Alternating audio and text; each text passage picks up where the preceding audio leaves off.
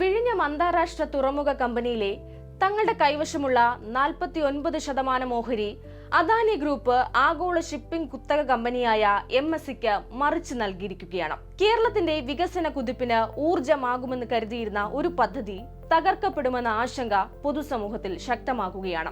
എന്നാൽ അദാനിയുടെ ഓഹരി വിൽപ്പനയ്ക്ക് ചൂട്ട് കത്തിച്ചതിൽ സംസ്ഥാന സർക്കാരിന്, പ്രത്യേകിച്ച് മുഖ്യമന്ത്രി VD സതീശന് എത്രത്തോളം പങ്കുണ്ടെന്ന ചോദ്യമാണ് ഇപ്പോൾ ഉയരുന്നത്. അദാനിയുമായി സതീശൻ ഡീലുണ്ടാക്കിയോ? $1 മില്യൺ ചോദ്യമാണിത്. അതിന് ബലം പകരുന്ന ചില ഘടകങ്ങൾ കൂടിയുണ്ട്. അതിൽ ഏറ്റവും പ്രധാനം തെരഞ്ഞെടുപ്പ് ഫലം വരുന്നതിനു മുൻപ് ചാർട്ടേഡ് വിമാനത്തിൽ മംഗളൂരുവിലേക്ക് സതീശൻ നടത്തിയ ദുരൂഹമായ രഹസ്യയാത്രയാണ്. മണിക്കൂറിന് 3-4 ലക്ഷം ചെലവ് വരുന്ന ചാർട്ടേഡ് വിമാനത്തിനായി 40 ലക്ഷത്തിലേറെ മുടക്കിയ താരം. മംഗലാപുരത്ത് വെച്ച് അദാനി ഗ്രൂപ്പ് പ്രതിനിധികളുമായും NDA ഘടകകക്ഷി നേതാക്കളുമായും സതീശൻ നടത്തിയ കൂടിക്കാഴ്ച എന്തിനു വേണ്ടിയായിരുന്നു? ഈ ചോദ്യങ്ങൾക്കൊന്നും നാളിതുവരെ കൃത്യമായ ഒരു ഉത്തരം പറയാൻ സതീശന് സാധിച്ചിട്ടില്ല. അടുത്തതായി വകുപ്പ് വിഭജനമാണ്. ധനകാര്യം, നിയമം, തുറമുഖം എന്നിങ്ങനെ സുപ്രധാനമായ 3 വകുപ്പുകളാണ് മുഖ്യമന്ത്രി കൈപ്പിടിയിലാക്കിയത്. കോൺഗ്രസ് ഹൈക്കമാൻഡ് ആവർത്തിച്ചാവശ്യപ്പെട്ടിട്ടും തുറമുഖം, നിയമം തുടങ്ങിയ വകുപ്പുകൾ വിട്ടുനൽകാൻ സതീശൻ തയ്യാറായില്ല. വകുപ്പ് വിഭജനം സംബന്ധിച്ച് തർക്കം നീളാൻ കാരണമായത് സതീശന്റെ വാശിയായിരുന്നു. എന്തിനാണ് സതീശൻ ഇത്രയ്ക്കും കടുംപിടുത്തം പിടിച്ചത്? അടുത്തതായി ഉദ്യോഗസ്ഥ തലത്തിൽ സതീശൻ നടത്തിയ ചില മാറ്റങ്ങളാണ് സംശയമുനയിൽ നിൽക്കുന്നത്. അതിൽ ഏറ്റവും പ്രധാനം സെക്രട്ടറിയായും തുറമുഖ വകുപ്പ് സെക്രട്ടറിയായും രത്തൻ ഗേൽക്കറുടെ നിയമനമാണ്. തെരഞ്ഞെടുപ്പ് ഓഫീസറായിരുന്ന ഗേൽക്കറ നിയമനം ഇതിനോടകം വിവാദമായിരുന്നു.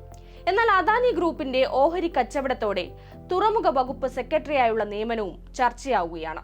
മറ്റൊന്ന്, വിഴിഞ്ഞം പദ്ധതി യാഥാർത്ഥ്യമാക്കാൻ അഹോരാത്രം പ്രവർത്തിക്കുകയും അതിന് ചുക്കാൻ പിടിക്കുകയും ചെയ്ത ദിവ്യ S. അയ്യരെ തുറമുഖത്തിന്റെ CMD സ്ഥാനത്ത് നിന്ന് മാറ്റുകയും താരതമ്യേന ജൂനിയറായ മറ്റൊരാളെ പ്രതിഷ്ഠിക്കുകയും ചെയ്തു. പാർട്ടിയിലും മുന്നണിയിലും മന്ത്രിസഭയിലും ആലോചിക്കാതെ മുഖ്യമന്ത്രി സതീശൻ തന്നെ മുൻകൈയെടുത്ത് നടത്തിയ ഈ നീക്കങ്ങൾ എന്തിനു വേണ്ടിയായിരുന്നു? ആർക്കു വേണ്ടിയായിരുന്നു?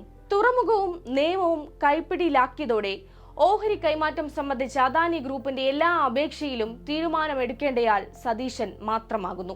അദാനി ഗ്രൂപ്പ് നൽകിയ കത്ത് പരിഗണിക്കേണ്ടത് ചീഫ് സെക്രട്ടറി അധ്യക്ഷനായ എംപവേർഡ് കമ്മിറ്റിയാണ്. ഈ കമ്മിറ്റിയിലെ അംഗങ്ങൾ തുറമുഖത്തിന്റെ CMDയും ധനം, നിയമ, തുറമുഖ വകുപ്പ് സെക്രട്ടറിമാരുമാണ്. ഇവരെല്ലാം സതീശന്റെ കീഴിൽ വരുന്ന ഉദ്യോഗസ്ഥരാണ്. ഈ അപേക്ഷ തുറമുഖ, ധന, നിയമ വകുപ്പുകളിലൂടെ കടന്നു പോകുമ്പോഴും അവസാന വാക്ക് സതീശന്റേതായി മാറും. അദാനിക്ക് എന്ത് അധികാരമാണ് അങ്ങനെ ഒരു തീരുമാനം എടുക്കാൻ?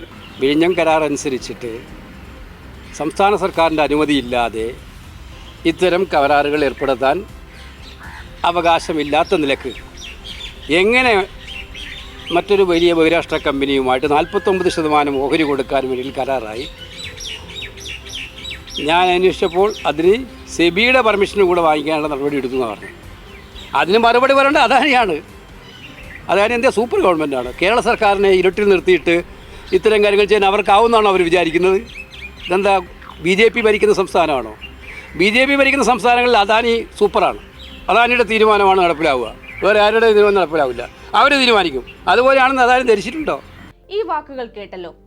KC വേണുഗോപാൽ പറയുന്നത് അദാനിയാണെങ്കിലും കൊള്ളുന്നത് സതീശനാണെന്ന കാര്യം വ്യക്തമാണ്. വിഴിഞ്ഞം തുറമുഖ കമ്പനിയിൽ അദാനിയുടെ ഓഹരി കൈമാറ്റത്തിൽ ദുരൂഹതകൾ ഉയരുമ്പോൾ സതീശന്റെ മംഗലാപുരം യാത്രയും സുപ്രധാന വകുപ്പുകൾക്കായി വാശി പിടിച്ചതും ഉദ്യോഗസ്ഥ തലത്തിലെ മാറ്റങ്ങളുമാണ് ഇപ്പോൾ കൂടുതൽ ചർച്ചയാകുന്നത്. ഇക്കാര്യങ്ങളിലൊക്കെ കൃത്യമായ വിശദീകരണം നൽകാൻ സതീശന് കഴിയുമോ? അതോ ഒളിച്ചുകളി തുടരുമോ? അങ്ങനെയെങ്കിൽ എത്ര കാലം സതീശന് ഒളിച്ചു കളിക്കാൻ കഴിയും?